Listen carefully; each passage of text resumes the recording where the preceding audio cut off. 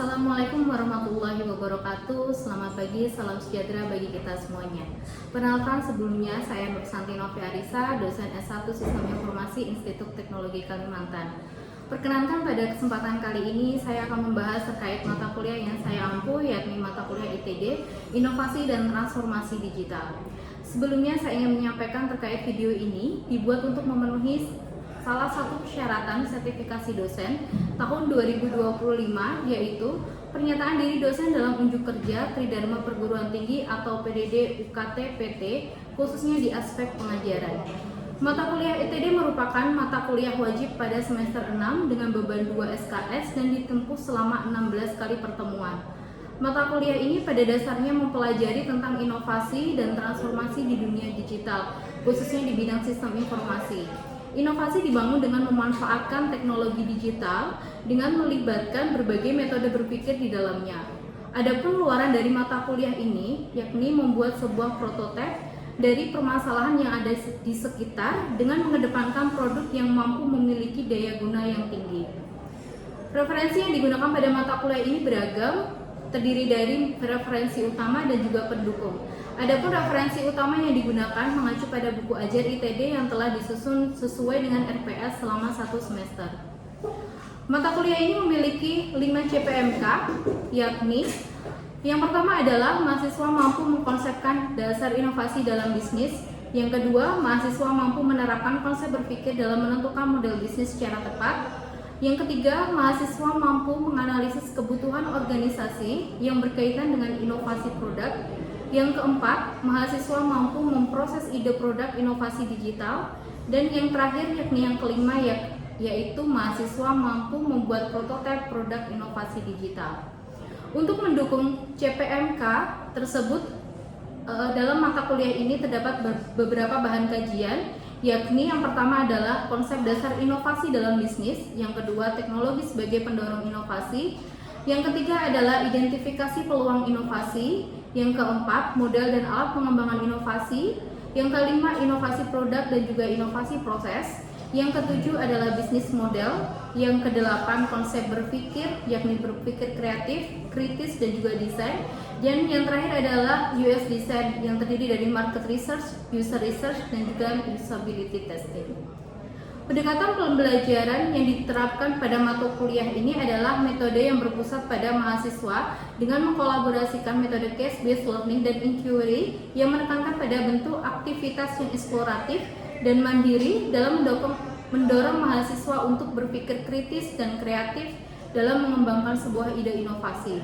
Secara keseluruhan, aktivitas pembelajaran akan dilaksanakan secara asinkronus dan juga sinkronus, yang dimana untuk sinkronus dilaksanakan secara tatap muka di kelas dan asinkronus dalam bentuk video pembelajaran dan tugas mandiri yang dijadikan sebagai pelengkap perkuliahan tatap muka. Yang terakhir, sebagai bahan evaluasi untuk mata kuliah ini akan diberikan 4 komponen penilaian, yakni tugas yang terdiri dari 15%, UTS 20%, yang ketiga ada kuis 15%, dan bobot yang paling besar adalah di case study, yakni memiliki persentase nilai adalah 50%. Demikian informasi yang dapat saya sampaikan terkait mata kuliah inovasi dan transformasi digital. Selamat menyaksikan.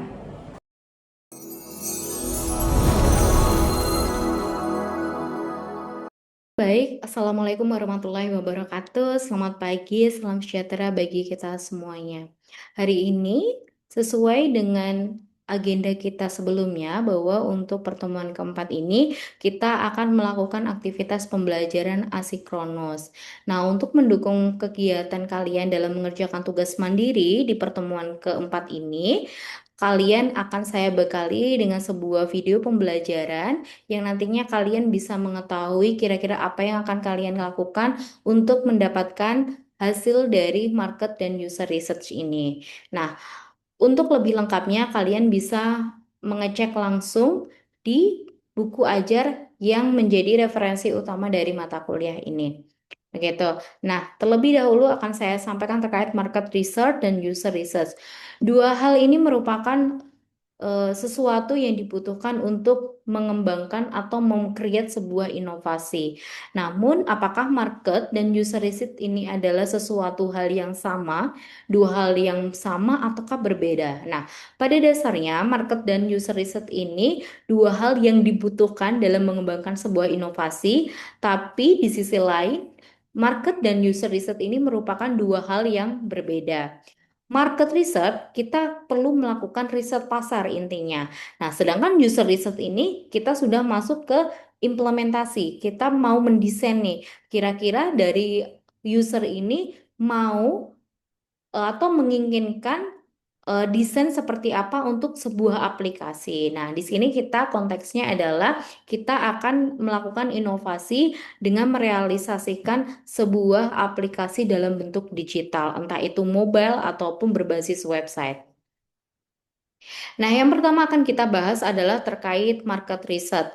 Nah, bagaimana kita melakukan market research? Pada dasarnya, market research ini adalah kita perlu mengumpulkan data tentang customer. Tujuannya untuk apa? Nah, tujuannya untuk memahami target customer yang kita tuju. Nah, misalkan di sini kita ingin membuat sebuah toko es krim atau kita ingin membuat sebuah aplikasi. Nah, pasti kalian masih bingung nih, kira-kira aplikasi seperti apa yang nanti benar-benar dibutuhkan, dipakai oleh user. Jangan-jangan ketika kita sudah membuat aplikasi, kita tidak akan bisa mendapatkan value dari aplikasi yang kita buat gitu. Artinya adalah aplikasi ini tidak terpakai gitu nantinya oleh user. Nah, jangan sampai itu terjadi. Nah, untuk mendapatkan hasil yang kita inginkan tentunya adalah aplikasi digital nanti bisa user terus eh, pakai dan akhirnya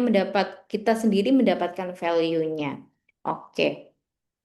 Nah, yang pertama perlu kalian pahami bahwa sebelum mengembangkan sebuah inovasi, kalian perlu mengidentifikasi tujuan terlebih dahulu. Nah, tujuan ini kita identifikasi untuk menentukan kira-kira informasi seperti apa yang kita butuhkan. Nah, kemudian pelanggan yang mana nih yang perlu kita observasi secara langsung, baik itu menggunakan kuesioner ataupun kita melakukan wawancara secara langsung.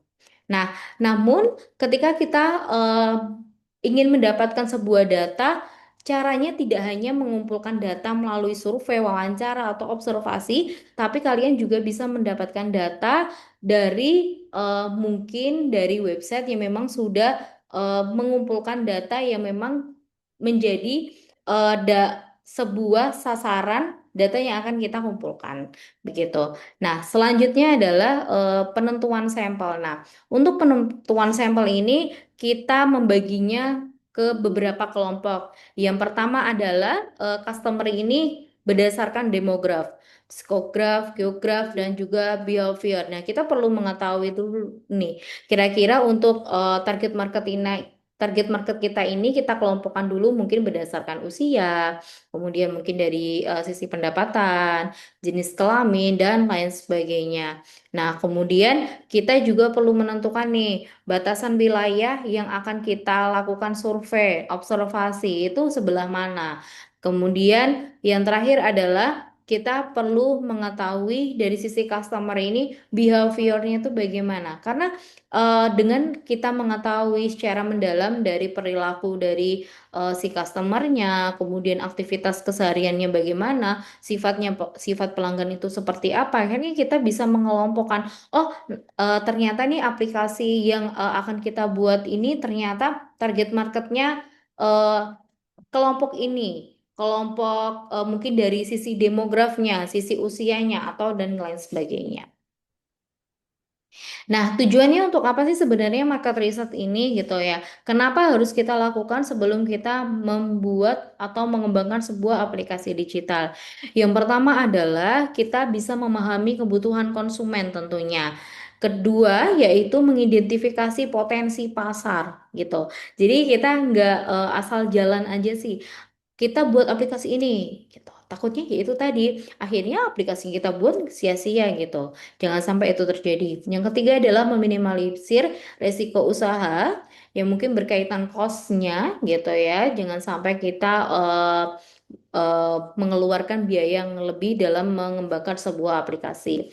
Yang keempat adalah memprediksi proyeksi bisnis, dan yang terakhir adalah sebagai bahan evaluasi yang mungkin bisa kita gunakan secara terus-menerus dan kita lakukan juga secara terus-menerus. Nah, ingat ya bahwasanya market research itu bukan user research gitu. Nah, kalau market research itu tadi kita fokus untuk mengetahui potensi pasar. Nah, untuk user research ini karena ini judulnya udah user gitu ya, sehingga kita berfokus pada pemahaman aspek perilaku pengguna dan lebih akurat mengidentifikasi kebutuhan mereka. Nah, dalam user research ini, hal yang akan kita dapatkan adalah, atau hal yang memang menjadi sasaran kita adalah kita mendapatkan keputusan desain seperti apa untuk aplikasi digital kita gitu ya. Karena dari market research itu kita sudah tahu nih, oh ternyata eh, pengguna atau customer itu tuh membutuhkan ini gitu. Mereka menyukai hal yang seperti ini. Nah, lantas ketika kita sudah memiliki ide, misalkan aplikasi market yang akan kita bangun, namun kita masih bingung nih fitur-fitur seperti apa yang akan kita kembangkan dalam aplikasi kita. Nah, salah satunya itu tadi dengan menggunakan teknik user research. Nah, dalam metode user research yang bisa kita lakukan atau pengumpulan datanya yaitu bisa menggunakan wawancara, masih sama seperti market research ya gitu. Metode wawancara, kemudian survei, kemudian yang terakhir nih adalah metode prototype yang menjadi pembeda dari market research dan user research. Nah, dalam user research ini bedanya adalah kalau market research ini kita menggunakan sampel dalam jumlah yang besar. Nah, untuk user research ini kita menggunakan sampel yang mungkin bisa beberapa orang aja, mungkin 5 sampai 7 orang. Tujuannya adalah kita bisa mengetahui secara spesifik dari perilaku pengguna itu tuh kira-kira dari mereka itu suka desain yang seperti apa, kemudian dari mereka itu tuh fitur yang mau dikembangkan bagaimana, dan tentunya harapannya adalah dalam melakukan user research ini sampel yang akan kita gunakan adalah memang user-user yang sudah kita tentukan menjadi target dari pengguna aplikasi kita itu nanti. Nah, kemudian ketika kita sudah mendapatkan nih beberapa sampel, kemudian kita mencari informasi langsung ke calon user tersebut, kemudian kita baru akan menganalisis kira-kira fitur yang mau kita pertahankan, mau kita kembangkan itu yang mana, dan yang mau kita buang itu seperti apa. Nah, untuk pemilihan dari kedua fitur ini, fitur yang mau kita kembangkan atau pertahankan dan yang mau kita buang, itu nanti bisa kalian pilih atau bisa kalian tentukan setelah kalian melakukan testing kepada pengguna. Jadi ketika sudah melakukan survei, kemudian kalian langsung mendesain dari aplikasi digital tersebut, kemudian dari kalian itu perlu melakukan evaluasi dengan menggunakan usability testing. Nah, untuk testingnya sendiri, kalian bisa menggunakan metode SUS, SEQ gitu. Nah, dari situ kalian didapatkan insight bahwasanya kira-kira dari mereka itu apakah memang sudah sesuai dengan fitur yang kita kembangkan, atau mungkin dari mereka ada saran lain terkait fitur atau mungkin dari sisi UI-nya dari aplikasi digital kita. Nah, pada dasarnya, market dan user research ini merupakan dua hal yang penting. Nah, yang pertama, kenapa sih benar-benar penting gitu ketika kita mengembangkan sebuah inovasi perlu melibatkan market research dan user research. Nah, yang pertama adalah mengidentifikasi masalah nyata. Kalau user research membantu menemukan pain point yang sebenarnya dihadapi oleh pengguna secara langsung, lain halnya dengan market research. Kalau market research itu membantu mengenali tren, kesenjangan, atau kebutuhan pasar yang memang belum terpenuhi. Nah, kemudian yang kedua adalah memahami kebutuhan dan harapan. Nah, dalam hal ini Inovasi yang baik itu tuh kita taunya adalah sesuatu yang berbeda. Tapi sebenarnya pain point-nya bukan itu. Main point-nya adalah dari inovasi itu tuh fokus ke sesuatu yang memang benar-benar dibutuhkan oleh pengguna. Tidak hanya asal buat aplikasi seperti ini kita buat biar apa namanya track record kita banyak untuk mengembangkan aplikasi. Bukan. Tujuannya adalah inovasi ini adalah memang membuat sesuatu yang benar-benar dibutuhkan oleh pengguna sehingga nanti apa yang kita buat ini tepat sasaran. Kemudian yang ketiga adalah mengurangi resiko gagal di pasar. Sudah jelas ya bahwasanya ketika kita sudah mengetahui apa yang dibutuhkan oleh pengguna, tentunya ekspektasi kita adalah nantinya apa yang kita buat ini sesuai dengan permintaan mereka, sesuai apa yang mereka butuhkan, sehingga mereka bisa menggunakan aplikasi kita secara terus-menerus. Nah, dengan adanya ini, inovasi yang kita buat, aplikasi yang kita buat itu tidak mengeluarkan biaya yang lebih karena kita perlu nih mencari target market ulang, kita perlu menentukan user ulang gitu. Jadi nggak perlu melakukan itu. Nah, dari sini harapannya kalian bisa langsung mengerjakan tugas ketiga, yakni adalah melakukan market dan user research dengan metode pengumpulan data yang sudah saya sampaikan di depan. Nah, untuk pengerjaan dari market research ini bisa kalian menggunakan metode kuesioner atau survei itu tadi, wawancara, kemudian observasi langsung. Nah, boleh kalian menggunakan ketiga eh, metode ini atau mungkin dari kalian bisa menggunakan salah satu tapi kalian bisa mendapatkan hasil yang lebih spesifik gitu. Nah, dari tugas tiga ini harapannya nanti kalian bisa mempresentasikannya di minggu ketujuh sesuai dengan kelompok yang sebelumnya sudah saya bagi. Mungkin itu saja yang ingin saya sampaikan untuk pertemuan keempat. Ada kurang lebihnya mohon maaf. Wassalamualaikum warahmatullahi wabarakatuh. Warahmatullahi wabarakatuh. Oke, baik, hari ini kita sudah masuk ke pertemuan ketujuh. Jadi hari ini waktunya kalian dari beberapa kelompok untuk presentasi terkait hasil dari market dan juga user research yang telah kalian lakukan, yang materinya sudah saya sampaikan di minggu keempat gitu ya. Nah, kemudian ini secara teknis nanti silakan teman-teman untuk menyampaikan dulu, memperkenalkan dulu gitu ya, memperkenalkan nama timnya siapa, kemudian hasil marketnya seperti apa, nanti baru dilanjutkan untuk user research-nya. Dan nanti kita akan lanjutkan di sesi terakhir dengan diskusi. Gitu ya. Oke, baik, bisa dipahami ya? Oke, baik, silakan dimulai. Baik, Assalamualaikum warahmatullahi wabarakatuh. Waalaikumsalam. Kami dari kelompok 5 dengan saya Andi Permata Dewanti dengan NIM 10231014. Nama saya Ahmad Fadil dengan NIM 103108. Saya Nazwa Widyasara dengan NIM 10231014. Untuk di minggu ketujuh ini kami ingin mempresentasikan progres dari tugas besar mata kuliah IPD untuk pemantauan program imunisasi dan peran aktif warga dalam menjaga kesehatan anak. Untuk latar belakang masalah sendiri itu kami mengambil karena dari warga sendiri itu banyak yang masih terkendala dalam melakukan imunisasi kepada anak-anaknya. Imunisasi juga itu merupakan upaya efektif untuk mencegah penyakit menular pada anak. Untuk program studinya sendiri itu menjadi program imunisasi telah menjadi salah satu strategi utama dalam pencegahan penyakit menular pada anak. Akibatnya banyak anak yang imunisasinya tidak lengkap bahkan tidak tercatat sehingga beresiko tinggi terhadap penyakit. Oleh karena itu diperlukan upaya penguatan sistem pemantauan program imunisasi dan peran aktif masyarakat dalam menjaga kesehatan.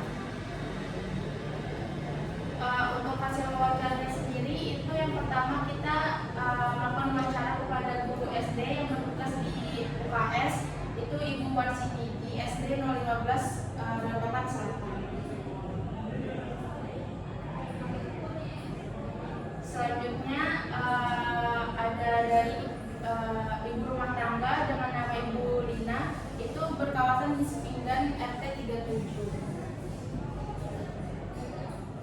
Dan selanjutnya itu ada kepada mahasiswa kedokteran. Jadi kami melakukan wawancara juga kepada mahasiswa kedokteran itu untuk mendapatkan pendapat mereka tentang pemahaman imunisasi yang lebih mendalam. Dan selanjutnya juga ada kepada bidan di Puskesmas kilometer 12 itu Ibu Nur Sasa ini. Selanjutnya kesimpulan dari observasi ini itu dengan 4 tokoh tersebut pemantauan program imunisasi di sekolah dasar memerlukan peran aktif dari seluruh lapisan masyarakat untuk menjaga kesehatan anak secara berkelanjutan. Nah, hasil ini menjelaskan sistem pencatatan dan pemantauan imunisasi melalui program BIAS yang melibatkan daftar siswa terperinci untuk memastikan pada anak yang terlewat dalam mendapatkan vaksin DPT, rubella, dan campak.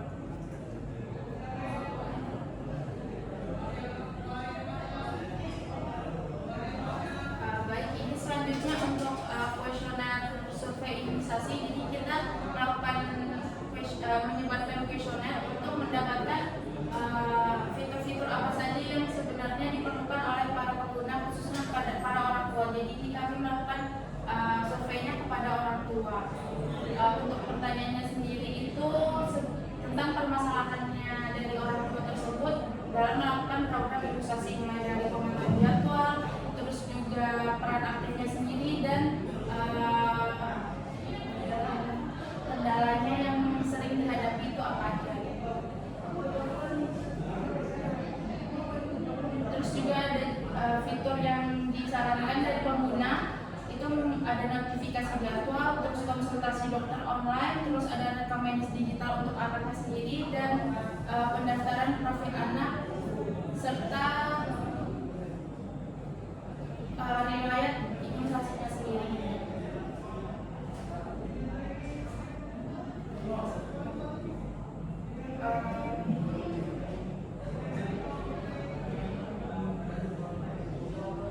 Baik, ini ada BMC-nya, itu ada partnernya itu ada Dinas Pendidikan, Dinas Kesehatan, Sekolah Dasar, terus juga RT RW, Posyandu, dan Ikatan Dokter. Untuk key activities-nya itu ada pengembangan dan penyelenggaraan platform digital, terus ada pempelatihan pengguna dan analisis data untuk peningkatan layanan imunisasi. Untuk value proposition-nya itu ada sistem penjadwalan otomatis, pengingat jadwal atau imunisasi otomatis, terus ada pengelolaan efisiensi untuk sekolah besar, pelacakan status imunisasi, kemudian ada kemudahan dalam pencatatan dan pelaporan digital, dan solusi untuk penanganan kasus bagi anak yang terlewat imunisasinya. Selanjutnya itu ada customer relationship, itu ada dukungan teknis online untuk pengguna aplikasi, koordinasi dan untuk orang tua, pelatihan pengguna sistem. Selanjutnya ada customer segment, itu ada guru SD, petugas puskesmas, orang tua, dan mahasiswa kedokteran. Sesuai dengan yang kita lakukan wawancara kemarin. Oke, baik. Kalau gitu selanjutnya kita diskusi dulu terkait market research dan juga user research. Terkait market research kemarin teknisnya bagaimana? Apa yang kalian lakukan? Kemudian untuk usernya yang kalian wawancarai itu siapa? Apakah memang sesuai dengan target user di awal ataukah ada yang berbeda gitu untuk pihak yang diwawancarai? Baik, izin menjawab Bu. Untuk market research-nya sendiri itu kami mencari permasalahan umumnya apa yang terjadi di kalangan masyarakat.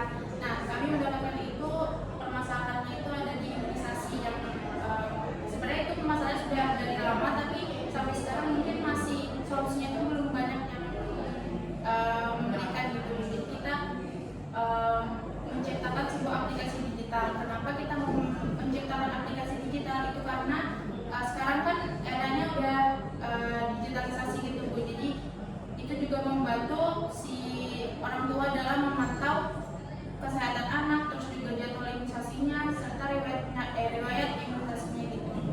Terus untuk user research-nya itu kami ada melakukan wawancaranya itu kepada orang tua, terus juga kepada bidan di Puskesmas Kilo 12, terus juga ada di guru SD untuk yang menjaga UKS dan juga mahasiswa kedokteran.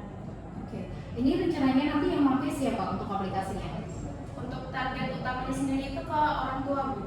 Orang tua. Oke, tapi apakah memang dari bidang tadi yang diwawancarai itu nanti punya akses juga untuk aplikasinya atau enggak?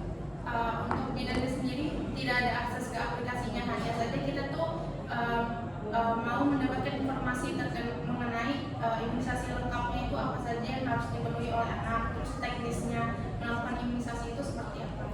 Oke, baik kalau gitu. Nah, tadi kan kalian sudah menyampaikan juga terkait hasil user research-nya yang dilakukan dengan menggunakan metode kuesioner, begitu ya. Nah, kemudian hasil kuesionernya itu nanti kan seharusnya sudah mendapatkan fitur-fitur apa yang mau dikembangkan. Apakah dari fitur yang nantinya akan dikembangkan itu sudah sesuai dengan BMC, ataukah mungkin dari penjabaran yang ada di BMC itu apakah ada sesuatu yang memang mau dikurangi atau digantikan? Untuk di BMC-nya sendiri kami ada yang belum terrealisasi yang di visionernya itu, Bu. Nah, rencananya dari kami itu ingin meningkatkan aplikasi tersebut. Jadi kan kalau di BMC tersebut kan ada kayak integrasi terhadap data anak yang secara otomatis kayak gitu. Nah, tapi di pertanyaan kuesioner tadi itu belum ada. Jadi rencananya kita akan menambahkan fitur tersebut. Alasannya apa kalau boleh tahu? Karena kalau untuk yang integrasi data otomatis itu kan yang pertama karena imunisasi tersebut itu dilakukan otomatis tergantung dari umur si anaknya tersebut. Tapi kalau misalnya kita yang awalnya di rencana kita itu melakukan secara manual, itu kan masih dari orang tua itu harus menginput manual. Sedangkan kalau misalnya otomatis itu dapat memudahkan si orang tua dalam meningkatkan efisiensi gitu, Bu, dalam menginput data anaknya. Oke, baik. Kalau gitu mungkin cukup dari saya. Silakan mungkin dari Naswa atau Andini Dava bisa ditutup untuk sesi diskusi hari ini. Baik, mungkin sekian dari presentasi kelompok 5. Kurang lebihnya mohon maaf. Wassalamualaikum warahmatullahi wabarakatuh. Demikian deskripsi singkat pada cuplikan proses pembelajaran mata kuliah inovasi dan transformasi digital yang saya ampu. Semoga video tersebut dapat memberikan gambaran terkait kinerja pengajaran yang saya lakukan pada program studi sistem informasi Institut Teknologi Kalimantan. Saya mengucapkan terima kasih kepada seluruh pihak yang terlibat, yakni Kemendikti Saintek serta seluruh tim sertifikasi dosen 2025. Dan tidak lupa saya mengucapkan terima kasih kepada ITK dan seluruh jajaran pimpinan dan rekan sejawat dosen dan juga rekan-rekan mahasiswa. Demikian yang dapat saya sampaikan. Mohon maaf apabila terdapat kekurangan. Sekian dan terima kasih. Wassalamualaikum warahmatullahi wabarakatuh.